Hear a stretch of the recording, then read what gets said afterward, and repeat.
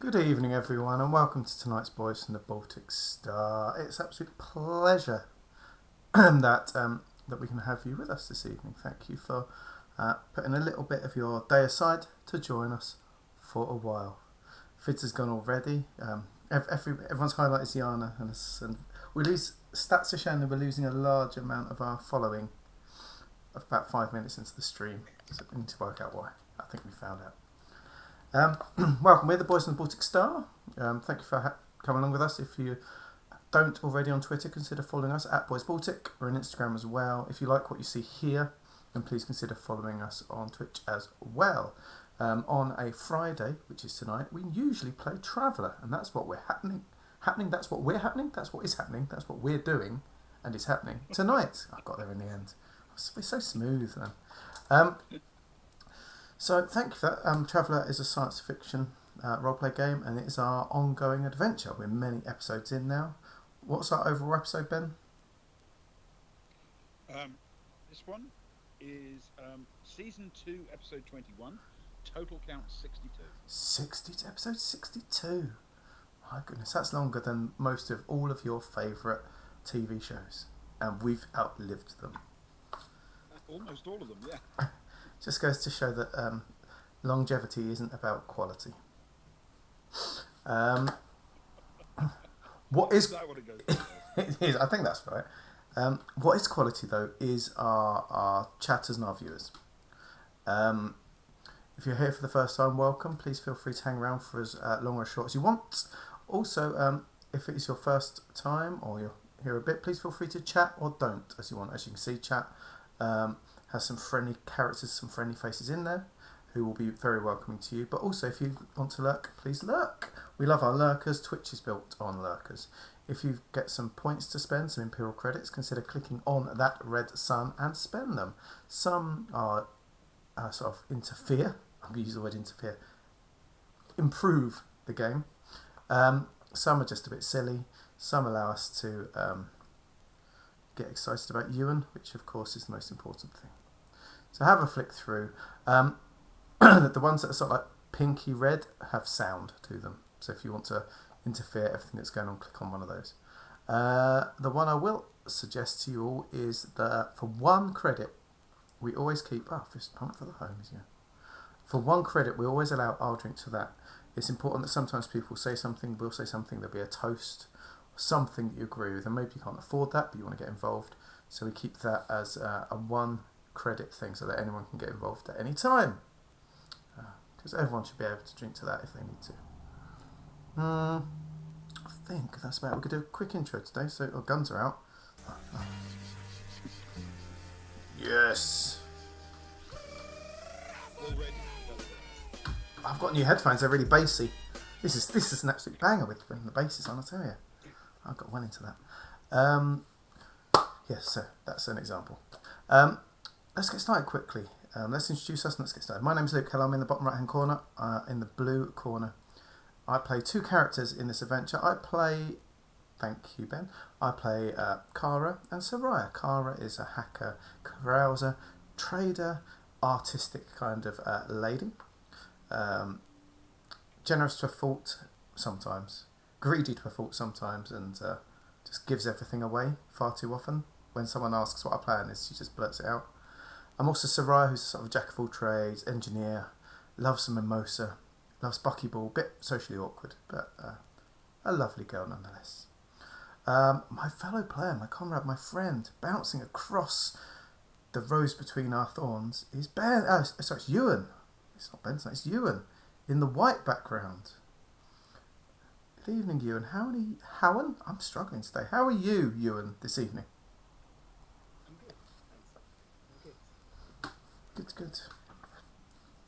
Has your week been okay in general? It's been a nice warm week in our part of the world. Yeah, it has been. It's been alright. It's been a mixed bag, I'll say. But I can't complain really. Well, and if you did, no one would listen to you, as they say. Precisely. Who do you? I won't tell you now. Complaints I've logged with the Baltic Star official complaint email address. Oh, I've heard nothing back. No, I guess because I get those and I just delete them. Exactly. Anyway, Luke, apparently Ewan and I are quite quiet. Okay, that's I know why. Keep talking.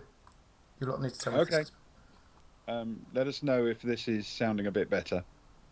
any better at all? Is it any better at all? Or not? I might need to switch to my old headphones. It seems to deal with what's coming through my headphones weirdly. Is that better? Is that better for everyone? I know there is a delay, so we might have to wait a few seconds. have a little wait. We shall see. Or we could be deafening people as we speak, literally. Who knows? You're deafening me as you speak. Oh, you got Bucky. Great. A little more. Bit more. Oh, my poor ears. Always more Bucky. How about that? Is that better? It's a good rule. Additional Bucky is definitely called for. Yeah. Is that better? Okay, good. Are they similar to my volume specs? I don't want to be too boomy over the two of them. Is this what we need in the chat? We need a bit of help, a bit of sound engineers. Anyway, who do you play, you? And give them your levels by telling everyone who you play in our Wonderful Adventure. I play Stefan, streetwise, dexterous, stealthy, overly paranoid. Soraya's best friend. He'd say so. It might not be true, but he'd say so. And I also play Agnar, the Varga, former military general, military tactics, likes a bit of whiskey, the good stuff. And that's my two. That's your two. Got any questions? Just ask. Any questions, just ask. What we can do, because you're the other side of Ben, is we can do our flying fist bump tonight, if Ben ducks for a little bit. Flying fist bump over the Iron Curtain. That is Ben. Lovely. Thank you, Ben. We avoided you. Speaking of the Iron Curtain, the man at Checkpoint Charlie. He is the Checkpoint Charlie. It is the smartest man in any room. The man who lives his entire life in the Twin Peaks dream sequence. A curtain that is held up by a legion of topless and heavily oiled, buff actors. It is our beloved Ben. Good evening, Ben. How are you? I'm okay. Yes, a bit of a trying week, but I have largely recovered. And as always, a Friday night like this perks me right up. Fantastic. Are you still keeping it cold in there to perk up the nipples of your oiled men? Speaking of perking. Well, it turns out that now, based on what's just been said, one end of it has to be at Stettin on the Baltic and the other at Trieste on the Adriatic. So I think I'm going to need to find considerably larger numbers of them, or possibly just dramatically more muscular ones.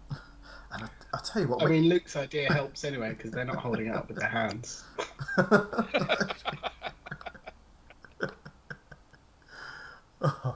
And the thing is, this curtain's going to need to be really long now. That means we're not going to be able to go out for our Baltic Star nights with our subscriber money anymore. We're just going to be spending it on fabric from now on. Yes. Curtain extensions. 1,000 mile long curtain. I mean, it's content.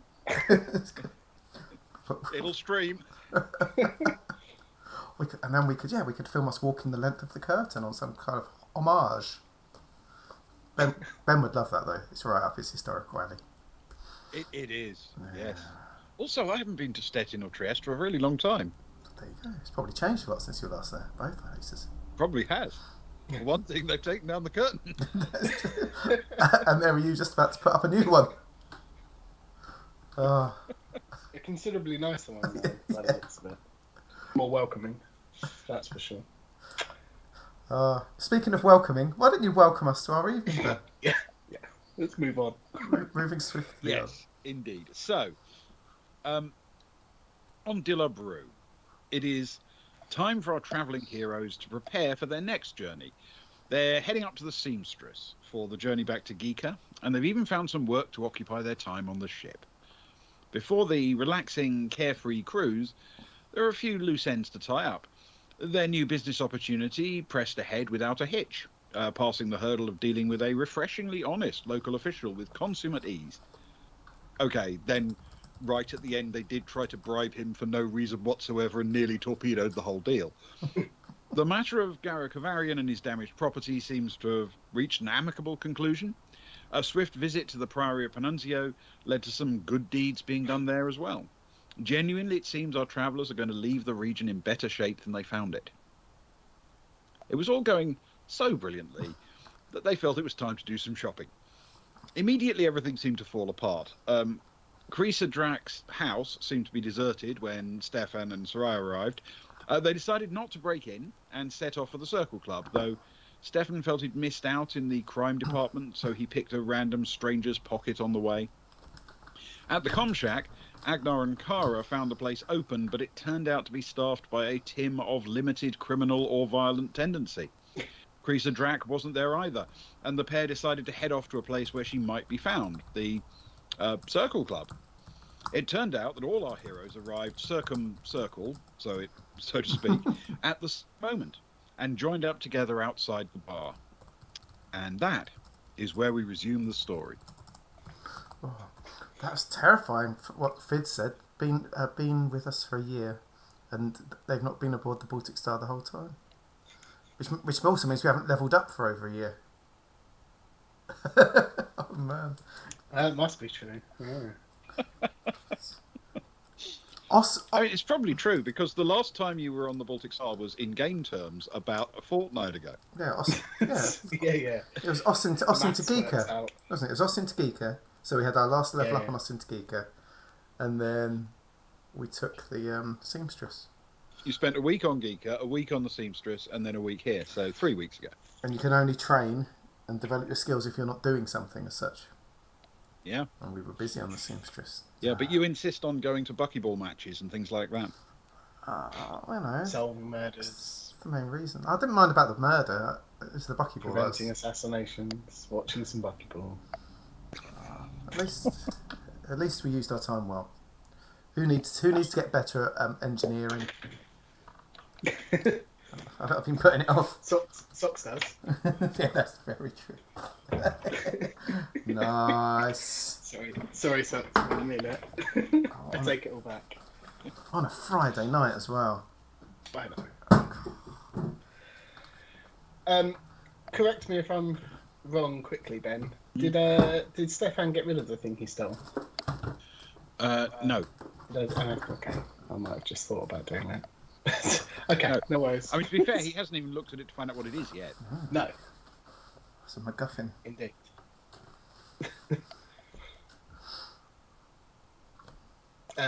Safety tip, Egon, don't cross the streams.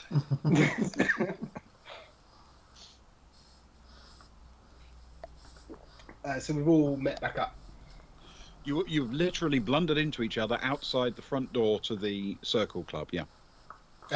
Stefan will just sort of look up, I guess, from either fiddling around in his pockets or being overly paranoid and looking behind him. What are you guys doing here? Fancy running into you. Kara will look down at him fiddling in his pocket and saying, I could ask the same thing about you. What are you doing? Well, we stopped by Drax's place and there's no answer. No one's in. Oh. So here we are. Here we are. Ready to shop. Well, let's hope she's in there or the barmaid knows. There's only one way to find out. Let's go order a drink. Okay. So are you heading inside? I think so. Yeah. All right.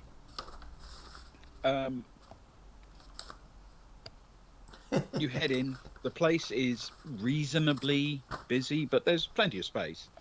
And you do immediately recognise the person behind the bar. It's Hala Wren. Oh, yeah, of course. How are we spelling that again, just for my notes? HALARENN. R-E-N-N, thank you. And I've got it written down elsewhere, but that's about 70 pages back, so thank you. That's roughly half a page of A4 in you and notes. Yeah. Which are less extensive, shall we say. I need mine though for when we get picked up by Disney or Netflix though. Yeah. Someone's got to have it. Someone's got to go through all those notes. And they're not going to get a series out of your notes, mate, I'll tell you. They might get a trailer. Like, they won't even get the Maybe a Craig very Easy. special episode. a Christmas Very confusing special. random trailer. Tonight on a very special episode. Yeah. Make sense of these 7 words. Sarai will say, "I'll get these in, guys," and she wanders up to the bar. Hey, how you doing? Hello, I remember you. Yes, we've been in there a couple of times, but it's been a couple of days. How's trade? About average, I guess. What can I get you? What is it? Sort of morningy, isn't it? Could we get? I'll tell you what. Can we get 4 beers and 4 mimosas, please? 4 beers, Yes, please. 4 mimosas. Yes, please. Absolutely. She wanders just a little way down the back of the bar and starts punching buttons on her console. And the device starts making the mimosas while she cracks open 4 beers and plonks them on the bar in front of you. You want glasses? No. Don't you worry about that. We won't. That's lucky because we don't have any. You see, we're all getting along just perfectly. How much is that that I owe you? For you, Yeah, 22. that's very kind of you. Sarai sort of turns around with the first handful of mimosas, sort of handing them out to the 3 behind her, through the people, and then hands out the beer. So everyone's got a drink in each hand, I guess. And Okay. and she says, Handy when the fighting starts. exactly right. And she turns back to Ren and says, "We have one. We want to make a toast. We've had a lovely time on the planet, and we were wanting to make a toast together. Will you join us?" Thank you. Yeah, why not? And she reaches back and touches a button and gets a short drink for herself. Okay, and I'll scan a few more credits over to cover it. Okay. We're going to toast to Azurport and to all the magical new adventures that it will see. And the magical adventures that we will see. To magical adventures. Magical adventures. She raises a glass and toasts it with you. Lovely, thank you.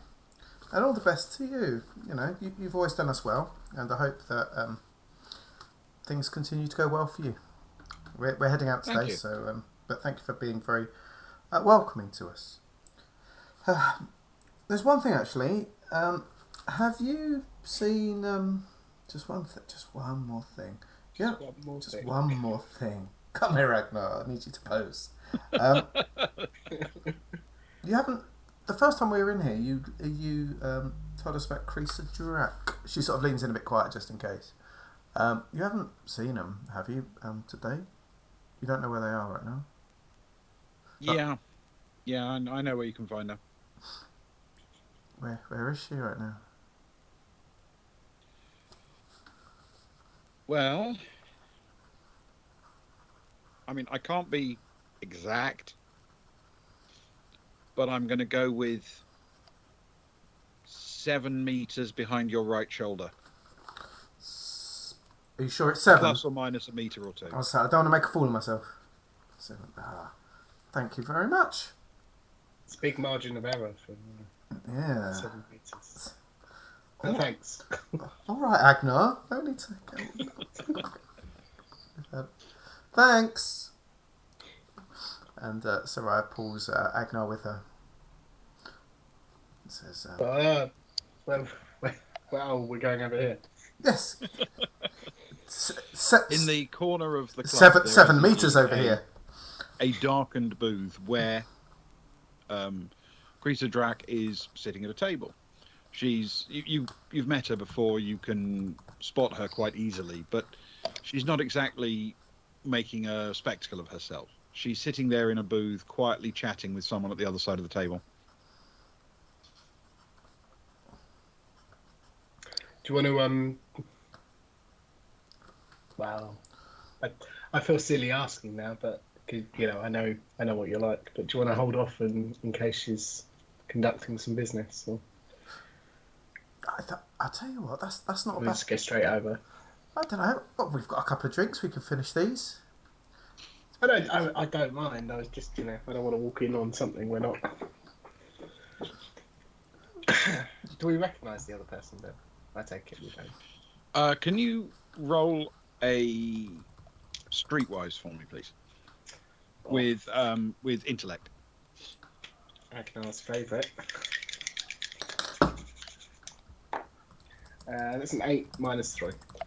5. No, the person is very petite, very small, but is wearing a hoodie, and you can't, at this glimpse, all you can tell is this is not a big person, a very small person, very slim, and wearing a hoodie. I mean, wouldn't it be awkward if that was Rack? We'd just literally just said goodbye to him. Agnar says to Stefan, to Soraya. Oh, is Rack still on your mind, Agnar? No. He's seeing him everywhere. It doesn't even look like It'd Rack. be an awkward situation, wouldn't it? That's all I meant. Yeah, I know. It looks more like Kara to me. Sarah does a double take and looks around to check that Kara's actually still drinking with Stefan. Okay, yeah, let's finish these. And you look for your moment, Agnar, and you introduce us. You're the man for this sort of thing. With your hoity-toity ways. You think this is the right situation for that? I mean, I'm happy to do it. That's what we love about you. You're always happy to do it, Agnar. You're like a true leader. You lead from the back. Well, let's do that then. Let's do that. All right. It's a few minutes, and corner of your eye, because you're not exactly studying closely, but you see Drak pull out a small sort of satchel from the bench beside her, put it on the table and slide it across to the figure opposite, who shuffles out from the booth, throws it across their body, and starts hurrying towards the door. But before they even get there, there's sort of clearing of throat, and Halloran says, "Not so fast, over here." And the figure stops, turns, and slouches across very slowly to the bar. And Halla looks inside the satchel, sort of frowns for a couple of seconds, gives it thought, and then says, "Yeah, all right." And the figure turns and almost sprints from the place. Whilst that little interaction is going on, Ben, can Stefan? He's going to remove the thing that he previously stole from his pocket, and he's going to try and plant it on Kara. What? Okay. What? All right. Are you looking at what it is, or are you just doing it blind? No, he won't look at it. He doesn't want to pay too much attention to it. I feel as though I should, but Stefan would completely be looking somewhere else. Okay. I'm going to ask you to do a stealth check with Dex, please. Sheer ghoul Because of the Luke, man. not all sneaky masterclasses are about stealing. It's just about doing something sneaky. All right, Mr. Masterclass. Or trying to, I should say. Well, Or not being very sneaky. no, being pretty sneaky. Oh. That's a 12 plus 3. Oh, that is pretty. 15. That is pretty sneaky. Yeah. That's sneaky. You slide it in without any trouble at all. It as it drops into the pocket, it's so subtle it doesn't even have a little flex of the cloth as it falls. Sorry, Luke. And then he'll I might be happy with it. not overtly, but he'll just do a little flourish of his hand as as he feels he's done probably the best job he's ever going to do. He's wasted that on this. Yeah. Oh, Moving something between the party. It's gone from stealing ships to just planting something on a friend. Okay. And that's all he'll do. So we'll bear in mind that Soraya has something on her that she doesn't know she has. Kara. Kara does. Kara has something on her that she doesn't know she has. Yeah. Kara will see sort of the flourishy elbow at least. And she'll be like, "You all right? You got the shakes or something?" Yeah, no, I'm okay. Okay. You're not. You've downed that mimosa a bit quickly. You be careful. It's still early, Stefan. We worry about you. I know, but we're. You know me. When we first arrive, I'm constantly looking over my shoulder and a little bit paranoid and sitting so I face the doorway. And then when we're about to leave, I'm a lot more carefree most of the time. That is true. You haven't even Especially looked. when we leave a planet better off than we found it. Better off than we. Yeah. You know what I mean. I know what you mean. You do. You have not looked at the door since we come in. You didn't even look at that girl as she came past. You are chill. Wow. Here's to more relaxation on the way back to the Baltic Star, and she raises her beer for you to clink, if you will.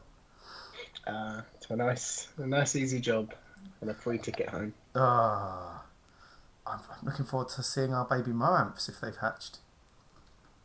Oh, do you think they have? How long do they normally take?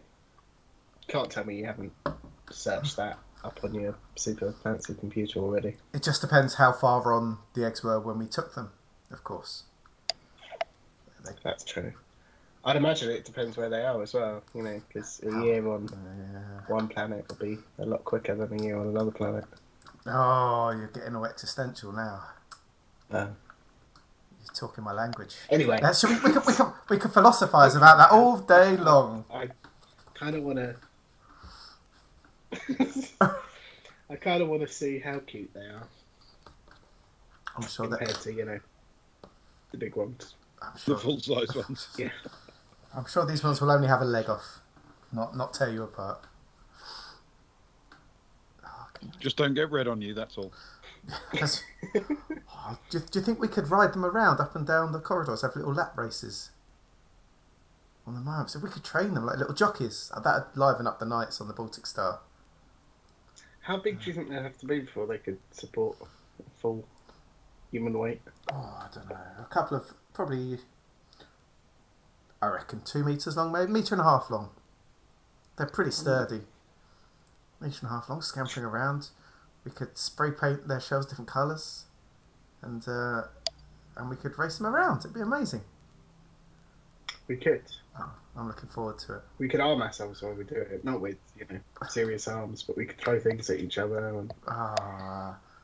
little jousts, little Moab jousting. Oh yes, because we could be doing a lot of travelling over these coming years. I feel from the sound of this mission, we need anything that we can to get through it. I've just had a vision. Those those old Terran films that Soraya loves to watch. You see the ones where ships just arrive places with nobody alive on board, but there's horrific monsters that have eaten everyone. Oh yes, I know this. That'd never happen to us. We're far too smart. Those moments. They'll be eating out of our hands. I'd be more worried about the sand crates that are on your leg. Taking them back, that'd be much more risky. Not even gonna look. Sarai said you weren't falling for that anymore. No. It's lost its effect. Between the two of you, you've done it too often. I know. Nobody gets one past Stefan Miller, that's for sure. Not 5 times, anyway. Yeah. On the 5th, you get caught. Fool me 4 times. Shame on you. Fool me 5. Oh. So, Anyway, look, Agnar's going over to that woman. All right. Agnar, you're heading over to the booth. Yeah. Oh, the strongest segue. As you arrive, Creaser Drac looks up, quickly glances you up and down in a sort of disinterested but professional way, and then says, "You here to do business?" I'll tell you who is here to do business. Infinite Monkey Tails. Whoop, whoop. Infinite Monkey Tails. How Hey lovely to have you. Raiders, how are you this evening? Hope you're doing well. Here is the party, Croy. Congratulations, Croy, on your world record. Excellent stuff. Are you going to get that in the old Guinness book? I hope. The Poops is in his house as well. Fantastic. Thank you for joining us, guys. Hope you had a fantastic sesh. Did you say you popped in, Ben? Yeah, you did, yes. The Pirate, Minerva, all the faves. Hope So you guys what are was doing well. Croy's world record? It posted up on Twitter today. I'm going to say Twitter today. There's something to do with blocks. I kind of couldn't quite understand it. Socks was talking about it yesterday, though. Oh, good old Norris McWhirter. Drag him back out. Oh. Was it even close? How many did you have to get, Corey? And how many did you get? Was it close? Were you on the edge of your seat, or did you cruise past the record? So, did you set like some kind of who's the 100-meter guy again? The Jamaican, the one that set all the world records. Have you set a record like him that no one's going to match for years? See, no one's ever going to get there. No one's ever going to get there. Fantastic. Well, congratulations, Croy. That's brilliant. The record was only 7 beforehand. That's how much he smashed it by. You're up, Pirate. Anyway, we're about to try and do some shopping with a mysterious arms dealer, if any of you are interested. Stefan has slipped a stolen item into Kara's pocket without her realising, and so Rise just bought everyone lots of drinks. A standard sort of day, really.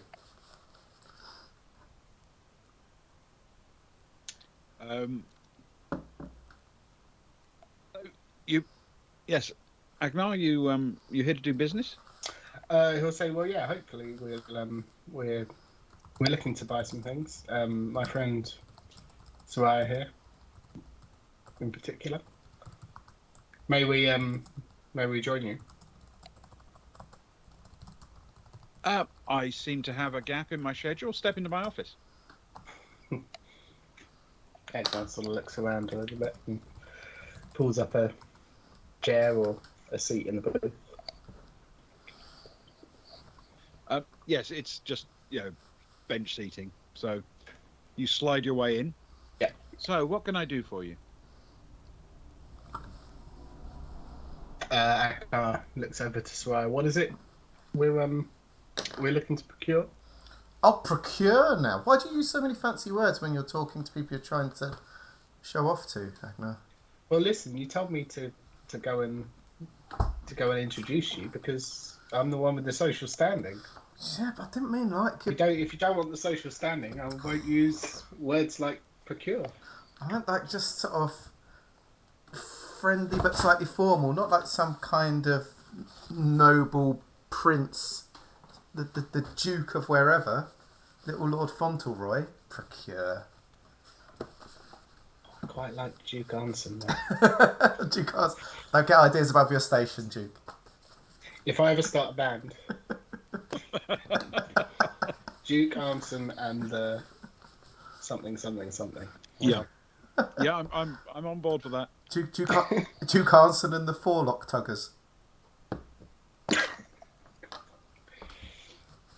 Look, anyway, this isn't the time or the place to be having this discussion.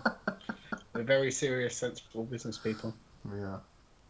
Well, I know that I need who some. I'm sure you deal with all the time. Exactly. Just another regular customer.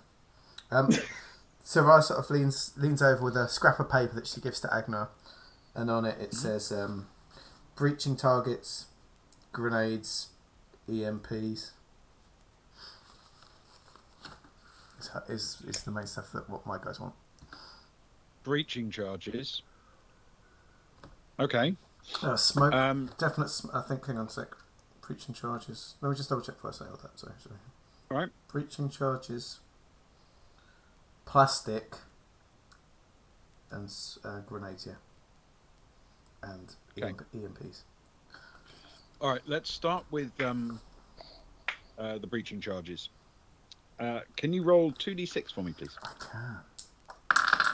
Oh, I never know if this is good or bad when it comes to business. This is when these dice backfire. It's an 11. It's an 11. I can't remember if that's good or bad in trade. An 11. Oh yes. Okay. Do you have a broker skill or anything like that? Oh, Savraya doesn't. She can drag Kara over. Yeah. Kara, I'm useless at this. Could as Agnar is there, sort of, I suppose doing some introductions and trying to bring a level of highbrow to the conversation with procurement and such. Would you be able to use advocate? It's I don't think you can use advocate. No. That's sort of legal processes and arguments. You could probably make a case for something like gambler. Yeah. Can I try that? Yeah. Give gambler a shot. That's very generous of you, then. With anything else or just gambler? That would be with a gambler with. I would think intellect. That is a 10 plus 1. Oh, It's an 11. good work, Okay. Edna. Good work.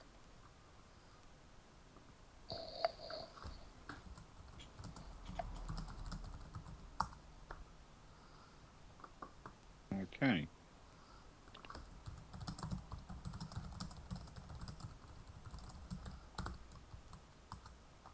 All right. She thinks about it for a moment and says,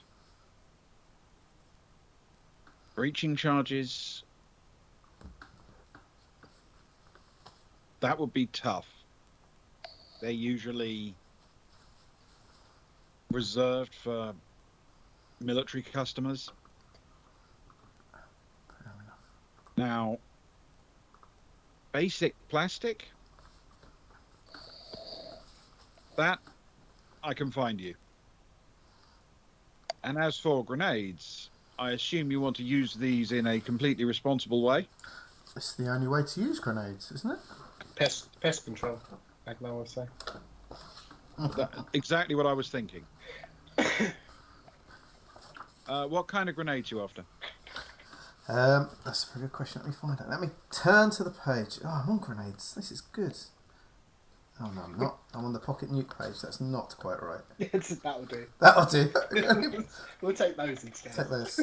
It's the page I'm on. I don't want to mess things up. Really big pests. Really big. What I'd like is... Oh, man. Smoke. Oh, no. Yeah. I need one... I'm going to write a list, Ben, so don't forget if that's okay. I just need one smoke. I could do with... I'm judging the vibe of the... Nuclear Winter. Joey Swindon for an NPC. I always love it. Nice. I do love the fact... Thank you. That's a lovely note. Nuclear Winter always rocks up every now and again, like with a little thing in the chat, and it's always a brilliant NPC. Hope you're doing well, mate. Hope you're doing well. Thank you for joining us this evening. You're my favourite lurker, it must be said. I'll tell you what we haven't had for a while. 3 stun grenades. If she can, it depends. Stun grenades. Yes. I can get those. I say that's TL7, so that doesn't feel ridiculous. Plasma feels a bit high. Thermal smoke feels a bit high. Trank gas feels a bit high. I mean, regular smoke I can do you. Yeah, I've got so regular smoke, 3 stun. Could you do? That's a bit brute. That's a bit horrible. Let's not do incendiary. That feels just mean. Three frag. That's standard. Three frag? That's standard frag. And got some EMPs here. I'd like if you can get them. Three EMP we can do. 3 EMPs. We have a fair amount of demand for those. Yeah. Our pests come with, all sorts of technology. They usually do. Exactly. Oh, I tell you what we do have though. Just as an aside, you don't happen to have any neurotoxin grenades, do you? We're branching out into chemical weapons. Funnily enough, no. Oh, it's worth. Not a lot of call for that. No, it's worth an ask. Not much call for it in a planet that you have to wear a mask the whole time. I can do you plastic. I can do you EMP grenades. I can do you stun, smoke. I can do you frag. Fantastic. So 1 smoke, 3 stun, 3 frag, 3 EMP, please. Okay. Smoke.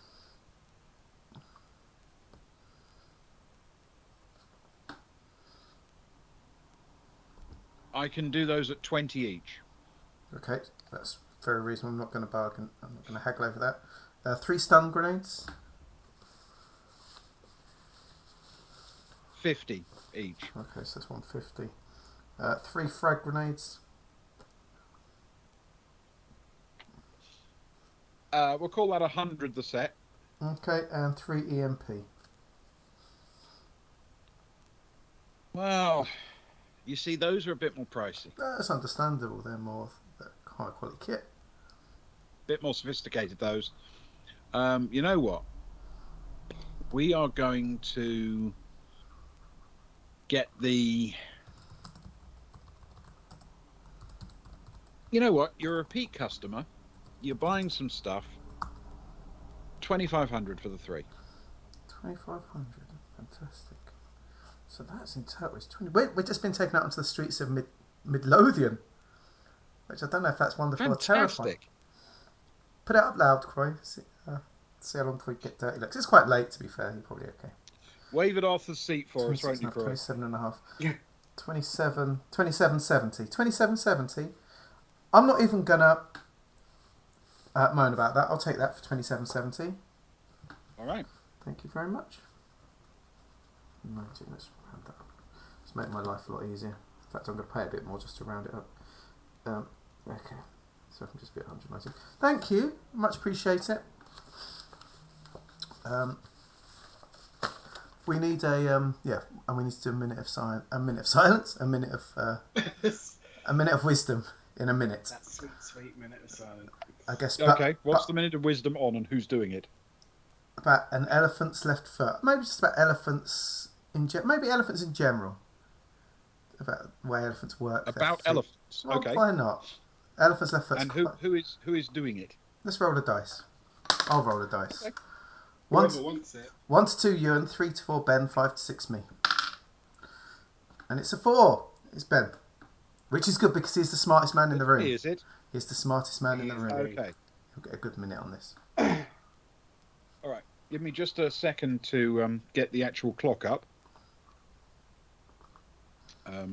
I say just a second. It may take more than 1 second, but you know what I mean. Time it. Put a clock up and time how long it takes to put the clock up. Could do that. Wheels within wheels. Oh, I'm going to do that. I definitely could do that. I didn't buy any plastic, Ben. Sorry, I didn't buy any plastic. So I'll worry about that in a minute. Smoke, stun, frag. That.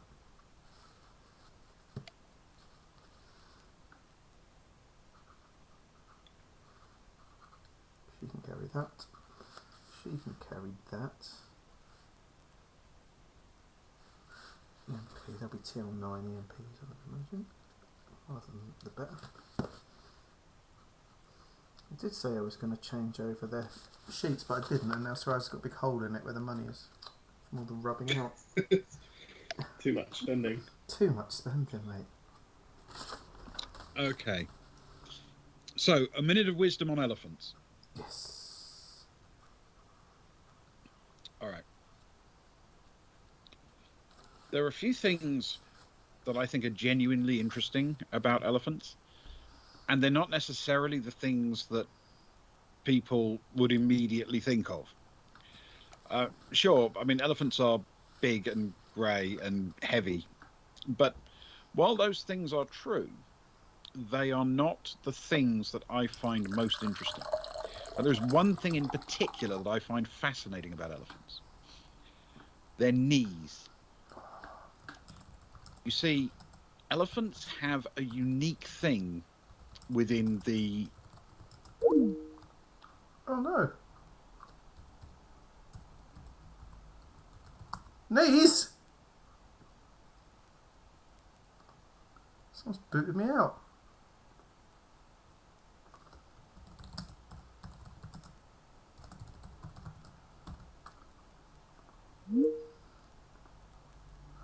I knew the juju was bad today, guys. There was just something in the air tonight. You can see me. Hello. There was something in the air tonight. Something was wrong. Ben, Ben. Doo-doo-doo-doo, it was going so well. And now he's gone. Forever. I think we got the... I think it was the Twitch powers that be. Just felt a bit overpowered with all the knees conversation. Start again. And he's not allowed to repeat a word. He's not allowed to repeat anything he just said. To be fair, that's... here we go. Ewan's back. Hey! Sorry. It's Ewan's fault. Ewan got so excited that he pressed the button by mistake. No. It's I think I set it up on the wrong team account. So time's up. Limited to time. Time's up, everyone. Sorry. That's what you got. That's what you got. Hey! Ewan looked so cheeky, didn't he? I think he did it on purpose. Just to help Ben out. Just give us a second. Sorry.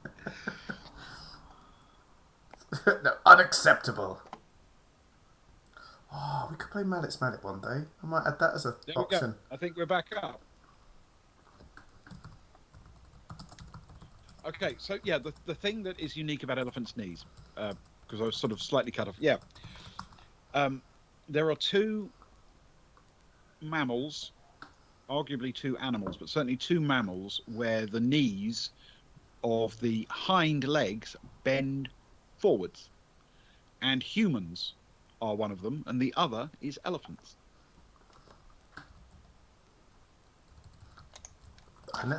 I feel as though that was somewhat let down by the poor quality of the teams. But it is an interesting thing. Ben. all of the other quadrupeds, the rear knees face the other way. There you go. I always found it fascinating. Was it is it flamingos that the knee isn't the knee, it's the ankle? Yes. Yeah, because their knees is like right up in their little belly. Yeah, I love that. Have we spoken about flamingos before? I'm sure I've brought up that there are more plastic flamingos in the world than there are real ones. Are there really? What Yeah. This is Apparently. amazing. That doesn't surprise me. This is great.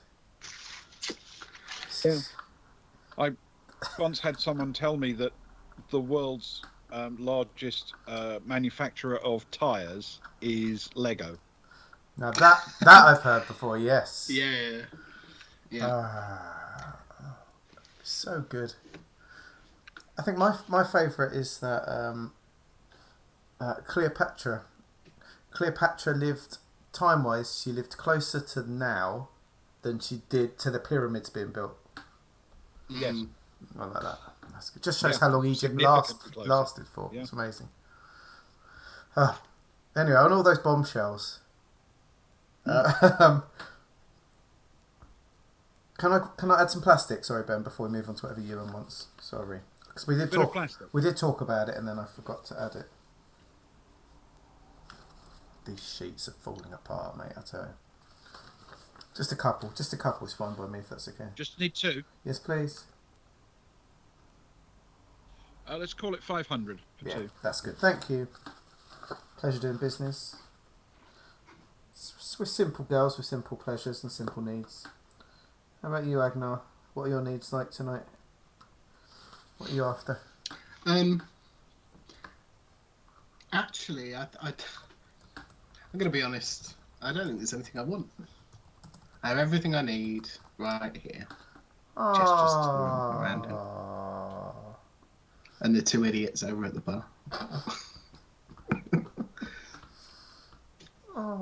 But thanks. So I think as long as Soraya's all right, I think I'm good to go. Excellent stuff. That's the most lovely thing you've ever said about us, Agnar. Thank you. Well, it's true, you know. Material goods and plastic explosives will only get you so far in life. And then you need good friends and a crew. Oh, you do. I'll tell you what. I'm looking forward to getting back on that seamstress later, and let's all go to that vegan restaurant place, and we'll have a nice sit down brunch together as a nice team, and we'll just that vegan brunch was good. Yeah, we'll just relax a bit. We can take these suits off, no need to worry about the masks. Just chill, man. I think we've earned it after all our hard work. What a pleasure. Well, thanks, boss. That's okay. That's okay. You've done well. She pats him on the shoulder.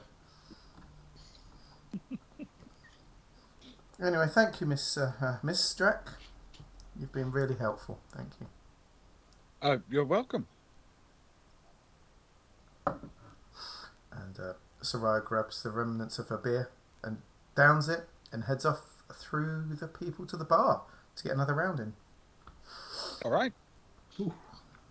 Okay. Does anyone else have business with Creaser Drac? No. All right. I'm good. You can pick up your package if you wish, or it'll be delivered to your hotel tonight.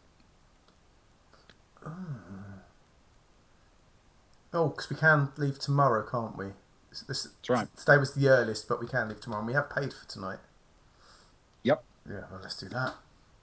One last hurrah at the hotel. Lovely. You can say goodbye to Tim, so I'll be honest. you can't just leave planet without saying bye. He looked at me funny last time we were there. I've gone off him a little bit. I didn't notice it before. There's just something about him. I saw him interacting with someone else. I didn't like he wasn't kind enough when I wasn't looking. Do you know what I mean? I heard rumours at the hotel that he names his potted plants. Very odd. Well, he might have got that from me after naming his one. That is veering slightly towards being a gardener for my taste. Yeah, exactly. Yeah. Yeah, I had a lovely morning with him. We had a nice swim and a nice chat, and he bought me breakfast. That was all very nice. But sometimes you just let the grass grow on it, and just move on. Leave it at that. Yeah, that's fair enough. Yes, indeed. Well, let's go back and get drunk then. All right. So you're staying here to get drunk, or are you heading back to the hotel to get drunk? Well, I have one more here, and then think about heading back to the hotel. Choices. We've got to walk. Right. It's easier to drink when you can relax. If you've got to walk back after, you just got to think about when we're going to stop for a wee. It's a bit more awkward here because you've got to have your suit on. Do you know what I mean? I always think there is a lovely thing about the last few drinks of the night being almost falling distance from your place. Yeah. Exactly. Yes. Okay. So you get another round in. Yeah, please. Yeah. That'll be 22. 22. Yep, I'm on it. And then at some point you turn around and glance, and Creaser Drac seems to have moved on to pastures new. Oh, good. I thought you meant she died for a second. When he looked away for a second. Oh no. Just move on. Savage. It's a harsh world. It's a harsh one. Indeed. And yes, you settle yourself in and then head back to the hotel, presumably. Yes, please. Ignatius was the name that Sarai named the plant. and she gave it to Tim. It was Ignatius the plant. She stole it from reception and offered it to Tim as a gift. Ignatius the plant. Yeah, it was a hot plant. Your hot plant. Right. Someone clip that. Oh, I think they're way ahead of you. I'm quite happy I'm next to you now, you, and we can fist bump without Ben getting in the way. Yeah. Ooh. Works out quite well, Right, that. so as you saunter your way back to the hotel, I think we will take a brief break there. And resume afterwards. Okay? Cool. Yes. Cool. Fantastic, guys. A hot pot plant. Exactly. Right, let's have a break then. We'll be back in 5. We'd like you not to go anywhere, but, you know, if you need to, you need to. Grab yourself. The most important thing is to fill your glass or your mug with whatever you're drinking for the toast. Right, let's turn the music on. Let's get right. That should be the music. You'll be able to hear the music now.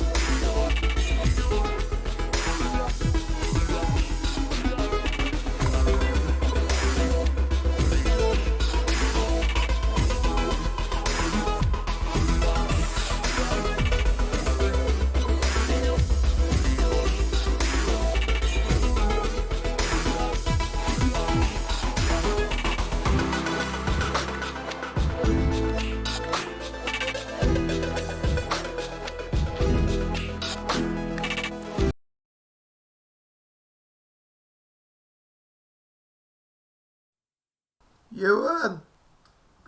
Hello and welcome back, and thank you for sticking around, or for fast forwarding if you're watching VOD, to the most important part of the evening, the toast to our beloved late comrade, Great Hill Bast, who is now displayed in the middle of the screen. Those of you who were around, it seems like a long time ago now, when I last had a series of toasts, will know that traditionally speaking, I like to do something a bit silly but not very funny, and then follow it up with something a little bit more meaningful and a little bit more like a toast, which is where we find ourselves this week. I'd like to try something slightly different though, and I'd like us to go around the table. We're not sat at the table, but you can imagine we are. To go around the table and each say one thing that one of our characters or our NPCs are thankful for about Grey Hill Bast. Sure. And I'll start off because it's my idea, it's my toast. Feels fair. Agnar is thankful for Grey Hill's professionalism behind the bar, and the fact that he'd always keep a bottle of Agnar's reserved whiskey, his personal stash, underneath the bar, and no matter who Agnar walked in the bar with, he could order. Agnar would say, "I'll have a whiskey, just whatever you've got's fine." And Greyhill would make his way behind the bar and sneakily grab the bottle from under the bar, pour a glass of Agnar's whiskey, bring it back to the table, and not even bat an eyelid. Oh, Luke. that's a high quality barman. It is indeed. Soraya has fond memories and is very happy of Grey Hill because he never tried to push pilsners or overly flavoured lagers or things that were a bit scented or a bit niche upon her.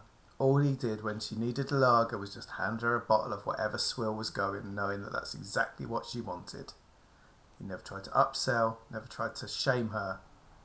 He just appreciated what she drank. And she always loved that about him. Fantastic. Beautiful. Ben. Well, I think it's fair to say that for Sammy, the thing that she always saw as the most important characteristic of Grey Hill was his forearms. Oh. That was the thing. Above all else, those were good forearms when they were pulling a pint. Oh, and they've all held us when we've been a bit too drunk. They've cradled us at our lowest ebb. Oh, Indeed. Good call, Sammy. And I will finish off because I'm not passing the bucky. So I will finish off by doing Stefan as well. Stefan is thankful for not only the professionalism behind the bar, but the friendship, the kind word when he could tell that you needed a kind word, the stern buck your ideas up and sort your life out when he could tell that that's exactly what you needed to hear. But most of all, Stefan is thankful for all the good, hearty, home-cooked meals that Grey Hill would prepare for us in the bar on a long jump. His famous traditional Italian paella, most of all. With little squidlings. Oh, there. Exactly. And with that, I would like to raise it for us all to raise a glass to the late great Grey Hill Bast. Grey Hill Bast.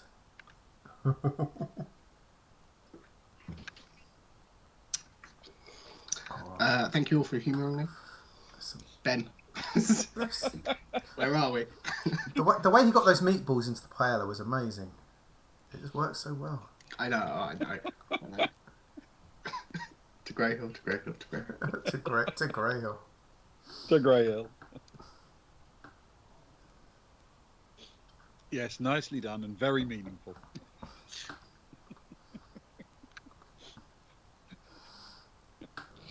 So, yeah, the party finds themselves having a last drink at the hotel bar, and then one at a time meanders.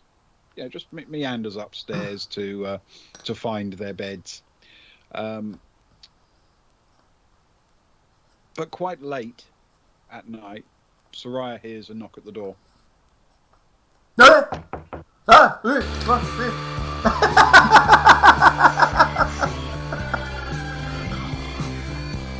Oh, who could this be? At this time of night. Excellent timing. Oh, it's like, it's not Stefan, he's here. Okay. Hang on a second. Hang on. Oh, hang on a second. She pulls a long t-shirt on and she drinks herself up and sort of wanders through out of the bedroom into the shared exits. The rooms have all got their little lounge, haven't they? Through the lounge, out to the other side. Making sure she goes to grab a let's pick a good weapon for her to grab with her. Grabbing a Gauss rifle with her Gauss rifle, and just keeping it, behind the door as she carefully opens it on the chain, I guess. Right. Yeah. There is a person standing there. A young, slim, short girl. Do I recognise the young, slim, short girl? You might. It is Killy Wren. Killy Wren. Oh, it's the little girl that I paid money to ask for a bar. Oh. How are we spelling Killy again? Killy. That's it. Oh, isn't it a bit late for you to be at our door, little Wren? I'm working. Oh. Can I come in?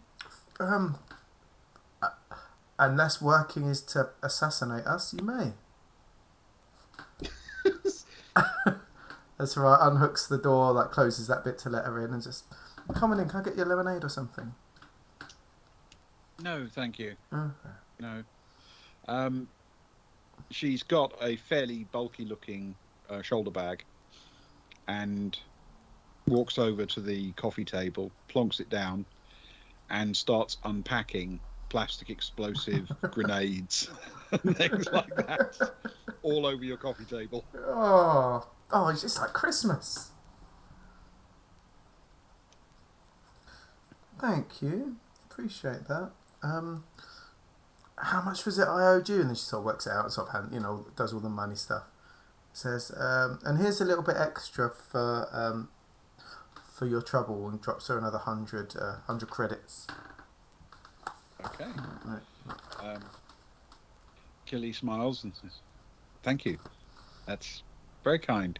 Well, you helped. You were the first person on this planet that was really helpful when we got here, and so we really appreciate it. And you might be the last person that's helpful on this planet. It's like you've bookended our adventure, little Killy. Well, happy trails. And to you. You could be alright getting back, I guess you probably are, aren't you? You've probably done this lots of times. It's a new job for me, but yeah, it's going so well so far. Okay. If you ever want a job, go into the old bit of town, across from the old Varga bar. There's going to be a new place there that we're running. If you ever need work, either working in a bar or helping with safaris, go and ask there, and I'll make sure we put in a word for you that you would definitely get a job. Thank you. Okay. I'll bear that in mind. Cool. You take care, and yeah, I guess I was gonna say see you soon, but we won't. Have a lovely life. Cheers. You too. And she wanders out, just quickly checking left and right down the corridor as she leaves. Yeah. And young Killy Wren departs your life. Ah, she affected me much. So I takes her, sort of stands out the door, sort of watches her leave a little bit protectively. Well, as protective as you can before they get to the end of the corridor or to the lift, and then sighs and shrugs. Kids these days. And closes the door and chains it again, and slips the gun back into its holster, and packs her stuff into her equipment, leaves Kara's stuff out on the table for tomorrow, and grabs herself a glass of water and goes back to bed. Okay. You have an evening, and a reasonably pleasant one. It's a comfortable room, remember. It's a nice hotel. And in the morning, you all awake, intact, alive, and unmurdered. That's a good start. Well, you say that, Ben, but Stefan had some plans for the. Oh, okay. No, not at all. It's all right if he does. No, he's Swerve. not. What? He's going to follow Killy back and kill her. Oh no. Sorry, it turns out He wakes up. you were talking in your Wakes sleep up again. and has a big stretch there. Stefan, you were talking in your sleep about killing me again. I assume it's just bounce. Oh, that must be why I had such a peaceful, relaxing night's sleep. It was a lovely dream. She goes for a bit of an overly playful dead arm punch to his arm. Oh, Now, in the morning, can I have Coffee? Toast? going to go with a streetwise roll for Kara, please, with intellect. Oh. Streetwise Kara. Streetwise for Kara with intellect. Okay. It's going to be a +2. Not Kara. Oh, hang on. Yeah. Oh, it's good though. 9 + 2 is 11. Okay. As Kara is sorting out her clothing for the new day, she finds something unexpected in one of her pockets. Oh. Something she didn't know was there. What's this? I don't remember. Picking up this 5 mega credit chip.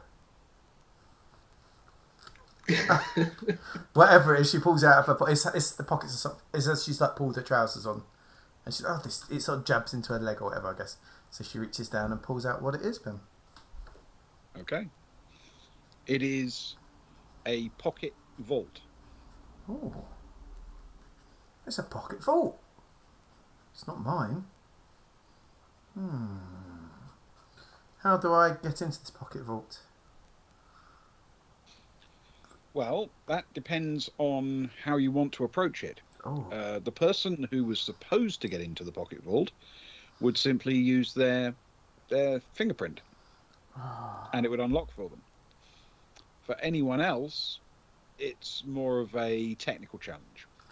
now I if this knew I picked the right person to give it to. if this was mine, I could just use my fingerprint, but it's not. I feel this is going to be somewhat of a technical challenge.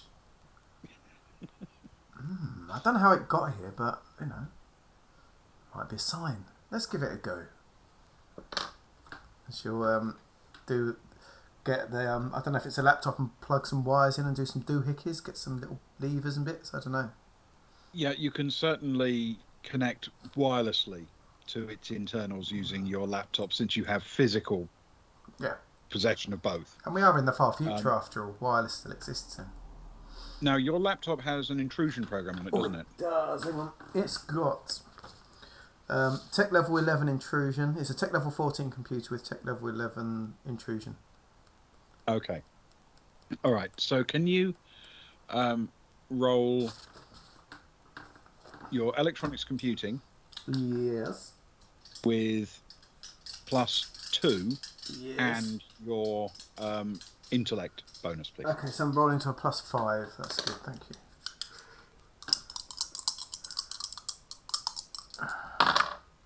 Okay, and it's a good roll as well. Of course it is with these dice. It equals Steph. It's kind of karma that it matches Stefan's sneaky roll earlier. It's a 15 in total. A 15. Yes. Okay. Can you roll 1d6 for me? That's 2. 2. Okay. You're fiddling around with it, letting it do its thing, heading back and making a little tweak and a change and letting it do while you're bustling around, getting ready and grabbing your stuff and packing up for the journey. But after about 20 minutes or so, the vault unlocks. Oh. Now, it's a vault. It's like a physical thing It's that like holds a physical physical things. safe. What sort of size are we looking at? Think cigarette packet sized. Okay, before it, I'm guessing everyone. She's with the girls, isn't she? So I'm guessing everyone else is coming and going, getting washed, getting changed, getting clothes on. Bustling around, yeah. I'd like to go into an empty room for this point and shut the door behind me. Whichever room that is, whether it's the shower room at that point or one of the other bedrooms. If Sam is... No, it's not Sam, is it? It's if Rose is up or whoever. And then I'd like to open it with just her in the room, just in case there's some horrible neurotoxin in there. Okay. All right.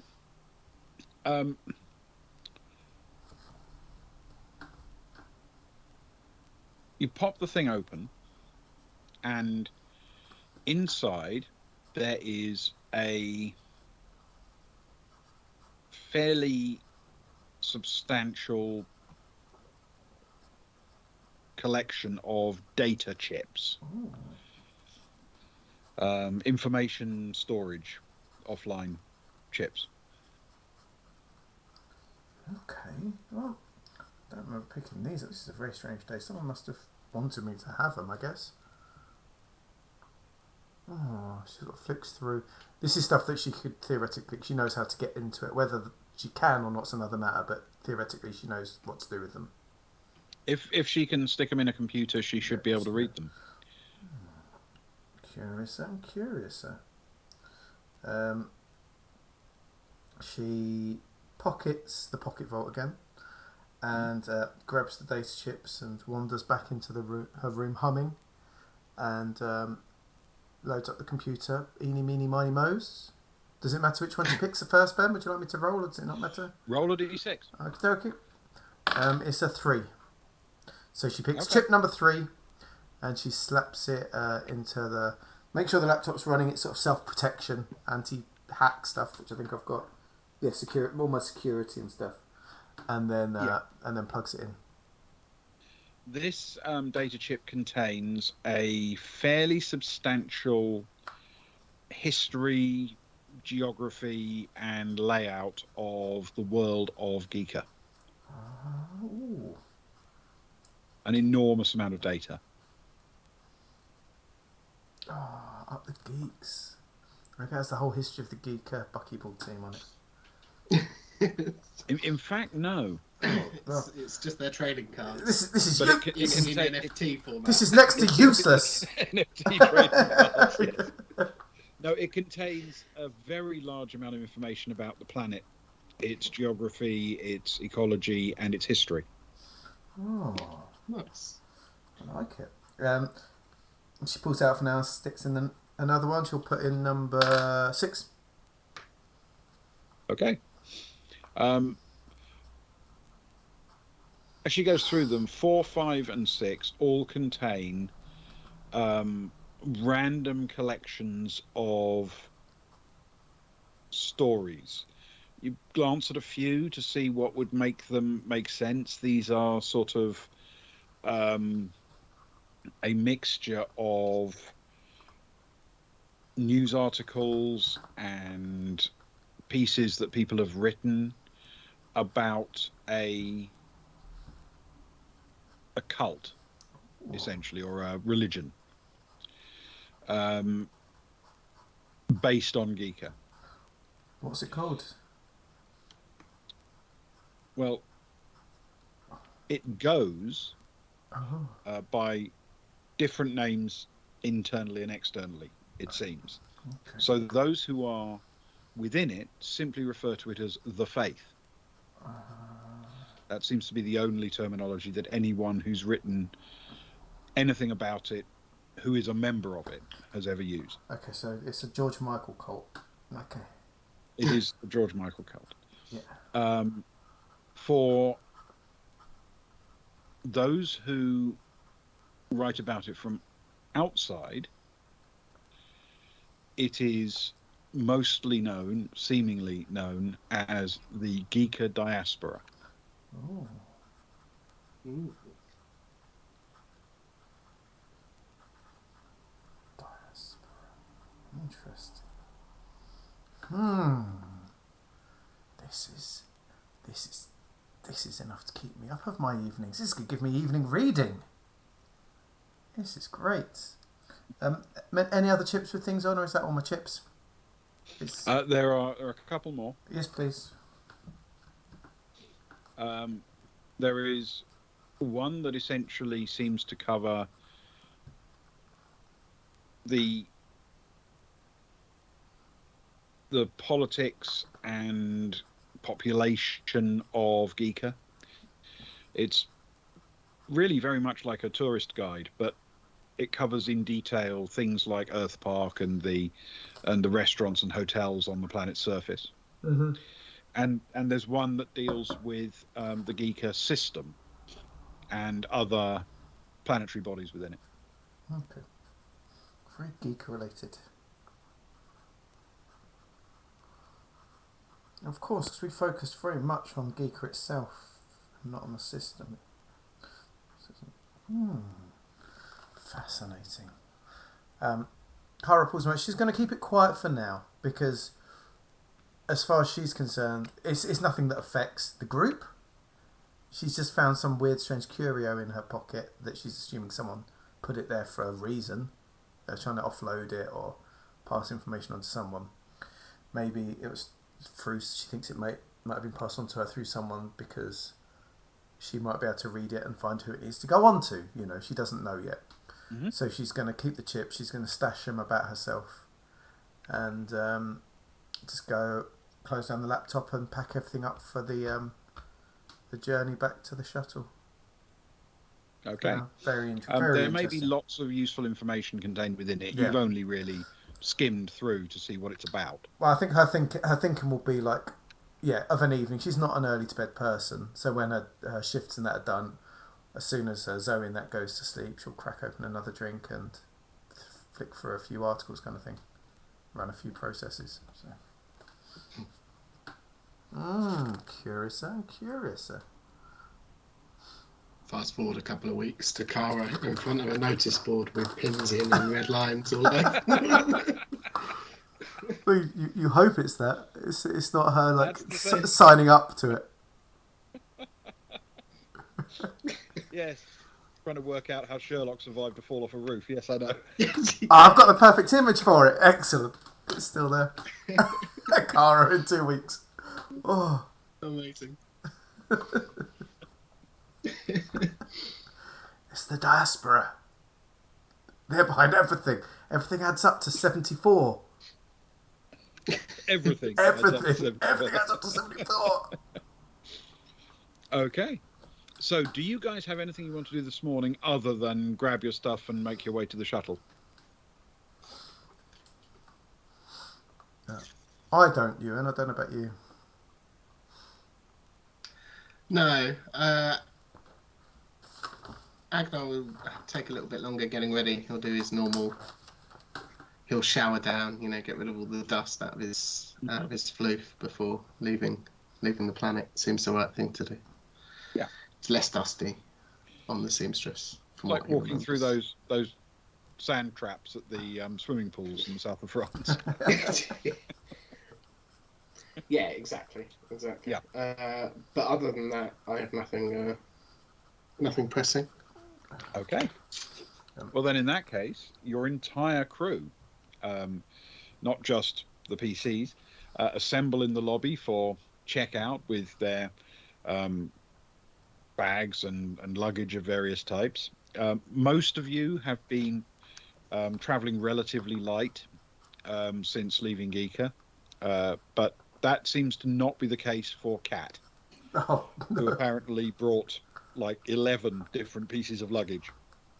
Wonderful. Kara will point at Agnar and say, "Come on, Agnar, be a gentleman. Help Kat out. You can't expect her to carry all of that. She's a tiny little woman." I mean, you say that, but I'm pretty sure she's stronger than me. I'm happy to help. Kat, do you want me to take one of those? Oh, thanks. Yep, just grab something. And he'll grab something, Thankfully, preferably something with wheels.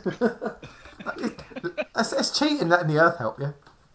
thankfully, it's a nice hotel with actual staff who will help move stuff out. And not only that, they have trolleys available, and this hotel is built on the edge of that domed Azureport complex, so they've got their own doorway pretty much straight out onto the downport.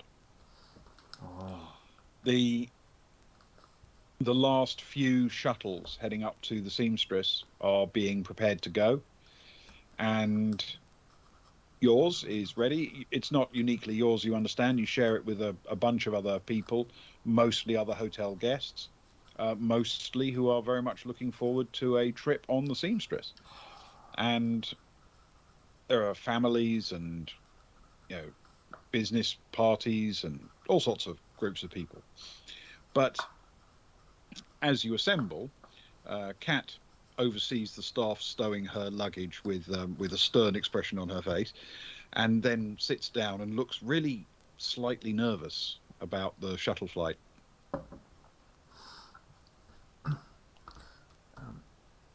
Agnar will turn to her and say, You've flown these things before, haven't you? Yeah, but I'm always up there. I don't like it back here. I don't know how good they are. I had a feeling you were going to say that. But listen, we're back here, but we're not that far away. I'm sure they'll. If anything goes wrong, you can run up there. I'll drag them out of the seat, and you can take over and save us all. You promise? I promise. As long as that makes you feel more comfortable. Yeah. You wouldn't be prepared to drag them out now so I can fly it straight from here? I think we should give them the chance. Okay. All right. They're I'll give them their professionals, due. They might not be as good as you, but they are professionals of some standard. Yeah. Oh, okay. This is this is a good deal. We'll do that. Okay. So she settles down and sort of leans back in her seat and waits for takeoff. And takeoff does indeed happen just a few moments later. And your shuttle sets off away from De La Bru. The fairly substantial porthole windows down the sides give you a last view of the planet as you pull away. Sort of reddish brown cratered surface, and the little blue dot that is Azureport directly below you as you take off. And then suddenly you're in orbit. That slight shift to an artificial gravity is provided automatically by the system. And as you head off, you can see the comparatively gigantic form of the Seamstress already beginning to accelerate its way up and out of the Geeka, of the De La Bru system, towards Geeka. And you're there for a couple of hours before you dock in the fairly substantial hangar bay, which is absolutely hectic.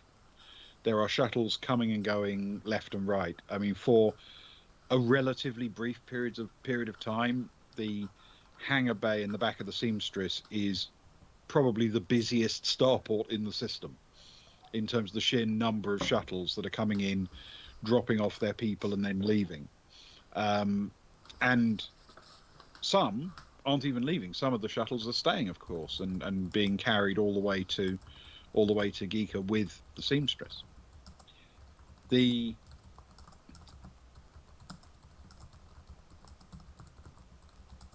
flexible tube that docks you soundly into the shuttle bay allows you to easily make your way across the structure into the main part of the spine of the ship, and before you know it, you're in a lift shaft. And moments later, the lift shaft flashes past a snow-covered mountain, which you've seen before. You've come straight up through the centre of this mountain with snow falling away from you on all sides, down in particularly two sides, but down into the sweep of the rear part of the ship. And moments after that, the lift comes to a stop on the main concourse level of the Seamstress. The doors open and you stagger out, and in the case of Cat, drag several trips worth of luggage out onto the concourse. And you are there on the Seamstress once again, with all of the familiar sights and sounds and the entire party together. And that, I think, is where we should call it for tonight. It's beautiful. Beautiful. I like to think it fades as Kara puts one arm around Kat and one arm around Agnar. It says, let's dump our stuff, then let's go and get floofy.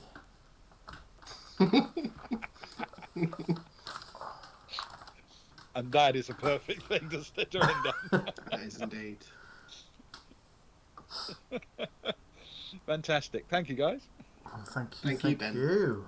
Let's Rose's cat to finish.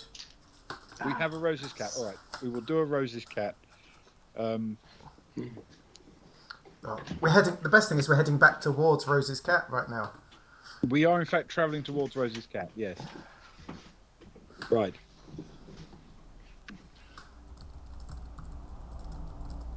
Okay.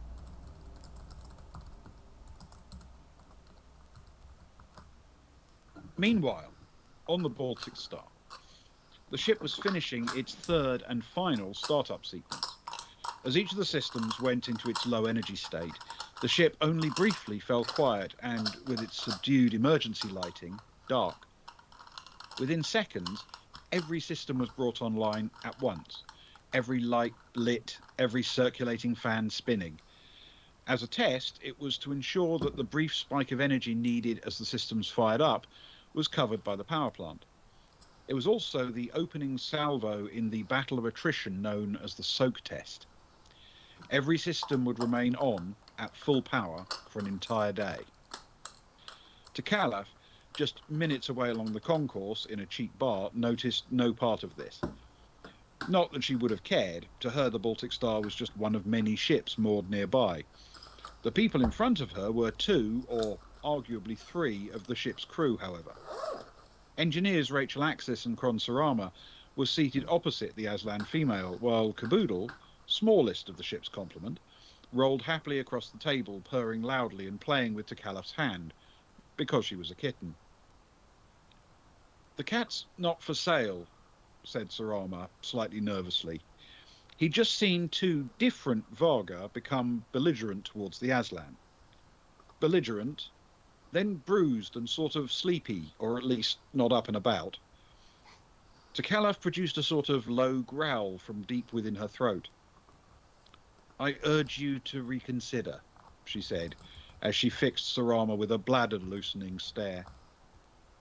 Sarama picked up his glass and took a long drink from it, because his throat felt dry. At least that way his voice wouldn't reveal how afraid he was when he responded, though the way his trembling hand made the glass chime with the ice probably gave him away. "I'm sorry. I just can't sell you the cat." There was a long pause. Eventually, T'Kallaf nodded and said, "That's very generous of you, human, to not take money for the animal." She scooped up the kitten and turned towards the door to the concourse. She made it one full step before her path was blocked by Rachel Axis. "Step aside. You really don't want to fight me."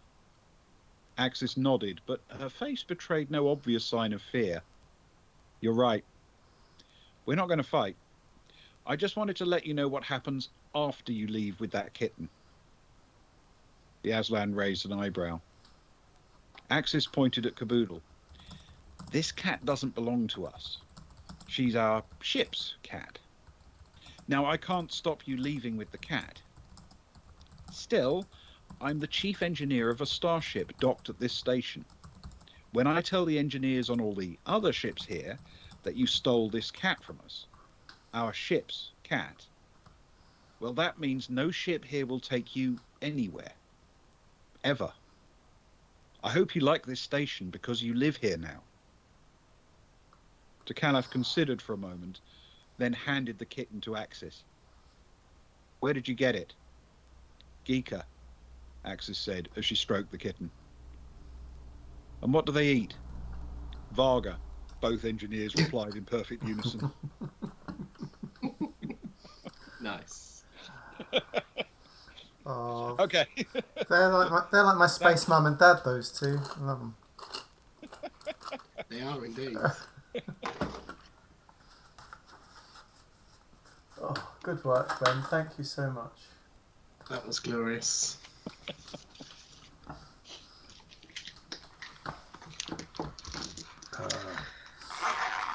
And that is our early finish for this evening. It is indeed, and we're back. Well, we're back next Friday with a roundup, a wrap up. What do you want to call it? Yes, we're doing next Friday. We're going to do a slight. We're doing a traveller, but it's going to be a different traveller. It's going to be a roundup and catch up and what you have. You know, it's going to be one of those rather than an actual gaming session. Yes. And tomorrow we're also kind of doing part of this campaign as well. So tell us about that, Ewan. Yeah, indeed. Tomorrow we are playing an as of yet unnamed game set in our Traveller universe. We are undertaking the backstory of Agnar's first stand with the wonderful Spera and Sux and Kelly from chat. Very, very much something I'm looking forward to. I'm very excited, it has to be said. Yes. And then Sunday, or we Spooky Monday? Well, Spooky Sunday. There's no reason not to Spooky Sunday. It's just I've only got one cricket game this week. The miserable heavy rain, which me and Ben have decided should be in black and white. Ethan cut his finger off last week. He had to do it to win the task. He's gone through all sorts of horrible stuff. But it's sort of building a lot. It's building along. There's a lot of rumblings going on. There's a lot of tension, a lot of hard-boiled noir in there, and that's rolling along quite nicely. One thing I do want to add about next Friday is we've got a special guest. We're starting an hour earlier with a special guest, Ben. Don't forget that. Yes, we are. That's true. On next Friday, we're going to do a little interview. We haven't done something like this before. It's going to be a new departure for us, an experiment. The campaign segment we've just done, the one we're going to wrap up on next Friday, a chunk of the content was taken from a module written by a chap called Timothy Collinson. It was very good, and it was lovely to have access to it and to fold it into our ongoing story. And he has very kindly agreed to have a chat with us for an hour or so next Friday evening. This is in advance of our actual stream, so that will be happening on the Friday before the stream. So if you are around, or if you want to catch it on VOD, I think it might even be genuinely interesting. I mean, he will be. I may not be. Luke will be. I hope so. I'll at least turn the stream on. I might need to come and go a little bit, but I'll be around about. Yeah, I think it's going to be fascinating, and it would be nice to hear his thoughts on how he's built those scenarios, and yeah, we're going to have a nice little chat. He can't be here this week because he's up in Sheffield at a big game convention, refereeing a big Traveller game that he's written up there, 60-pager that he's got for the. So you know, he's a busy man. Much in demand. He's written a load of Traveller stuff. If you go onto Traveller Wiki and that, he's a known man. You know, eventually his brain is well worth picking, and he listens to our stuff and he catches up on VOD and all that. So he's a good gentleman. Let's make him welcome. Yeah, part of the crew. Do you know what I mean? Let's all pick him up. Yeah, it's very kind of him to join us for this, and we're very much looking forward to chatting with him. So, hopefully, everyone will enjoy that greatly. I know I will. He's going to be fascinating to talk to for me. I'm really looking forward to it. He's lovely to chat. I've chatted to him a lot on Twitter, and he's a lovely guy. So very good. So yeah, I guess for now, what I'll do is I'll set the raid to Diesel Shot. He's Morrowinding tonight. Ewan's got to go to bed because he's got to be up for work at silly o'clock. And we will thank you, everyone. Thank you for joining us as always. Much appreciated. Hang around to say hello to Lee. He's a lovely man. He is indeed. He's one of the good guys, you know. And another genuinely creative game maker and player. He's wonderful. Exactly. Yeah. Cool. So we'll see you all tomorrow. We love you all. Take Thanks, care. everyone. Bye. Bye. The raid has been created. Jump on board. Toot toot. Well done, everyone. Good night, Spares. Good night, Socks. Let's raid.